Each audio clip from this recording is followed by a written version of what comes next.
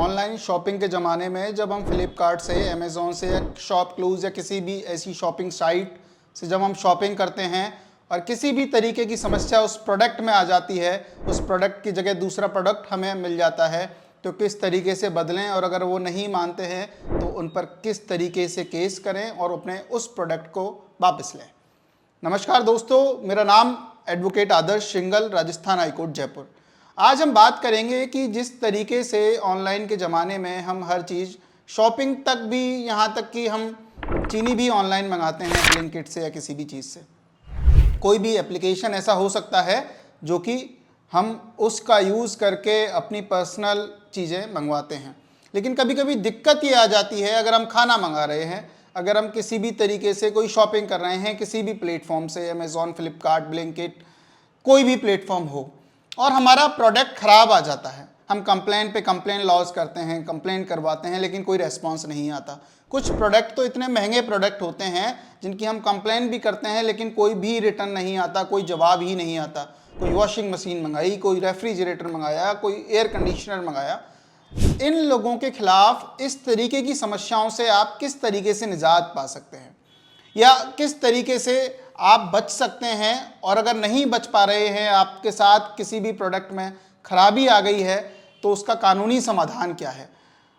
High court के और consumer court के बहुत सारे ऐसे जजमेंट हैं, डिसीजंस हैं जिसमें कंज्यूमर्स के फेवर की बात रखी गई है।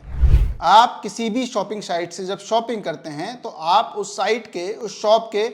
कस्टमर हैं, और जब आप कस्टमर हैं तो आपके लिए, भारत में अगर आप रहते हैं तो भारत की सरकार ने आपके लिए कानून बनाया हुआ है, कंज्यूमर प्रोटेक्शन एक्ट, जिसमें आपके अधिकारों को लेकर बात की गई है। अगर आप किसी भी शॉप से, किसी भी शॉपिंग साइट से कोई भी सामान परचेज करते हैं और किसी भी तरीके की खराबी आ जाती है, आप रिटर्न रिक्वेस्ट डालते हैं, नहीं एक्सेप्ट करते हैं, रिटर्न नहीं होता है, और रिटर्न हो जाने के बाद भी सेम प्रोडक्ट डिलीवर कर दिया जाता है, तो आप उनके खिलाफ केस कर सकते हैं। अब बात आती है कि क्या हम खुद केस कर सकते हैं या किसी एडवोकेट को हायर करें, एडवोकेट की फ़ीस सबमिट कराएं।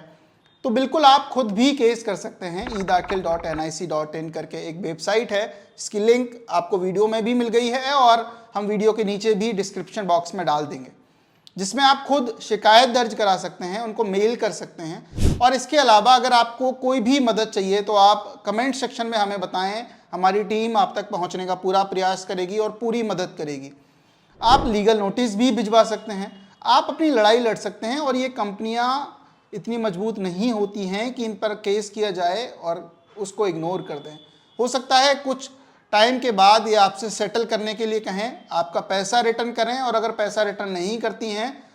तो आपका वो प्रोडक्ट जो कि आपने मंगवाया था, same to same product deliver करें। अब बात आती है कि साहब मैं परेशान भी तो हो जाऊंगा इस प्रोसेस में, तो कोर्ट में अगर आप जाते हैं, eDakhil पे अगर आप कंप्लेन लॉन्च कराते हैं, तो कंज्यूमर कोर्ट जितने भी आपकी परेशानियां हुई हैं, जितने भी आप मेंटली हरेस हुए हो, परेशान हुए हो, उसका भी कंपनसेशन दिलवाया जाता है। अगर आप एडवोकेट हायर करते हैं तो कंपनी से ही एडवोकेट की फ़ीस भी दिलवाई जाती है कि आपका केस किसी एडवोकेट ने लड़ा, और एडवोकेट की फ़ीस भी कंपनी ही देती है। यानी आपको ज़्यादा कोई नुकसान नहीं होता है। आपका टाइम जो बर्बाद हुआ, उस टाइम खराब होने का भी आपको पैसा मिलता है, आपको प्रॉपर कंपनसेशन मिलता है। तो आप अपने अधिकारों के प्रति सजग रहें, और अगर कोई भी तरीके की, अगर आप कस्टमर हैं, कोई भी प्रोडक्ट आप परचेज करते हैं, किसी भी तरीके की खराबी आती है, शिकायत दर्ज कराएं और इस कंपनियों से अपना पैसा या अपना प्रोडक्ट सही तरीके से लें जिसके लिए आपने पे किया है। Thank you so much. ये वीडियो आप अपने दोस्तों तक शेयर करें, और ख़ासकर अपनी मम्मी, अपनी सिस्टर, अपनी वाइफ और अपनी बुआजी और जो भी आपके घर की महिलाएं हैं उन तक ज़रूर पहुंचाएं, क्योंकि वही सबसे ज़्यादा शॉपिंग करती हैं। Thank you so much.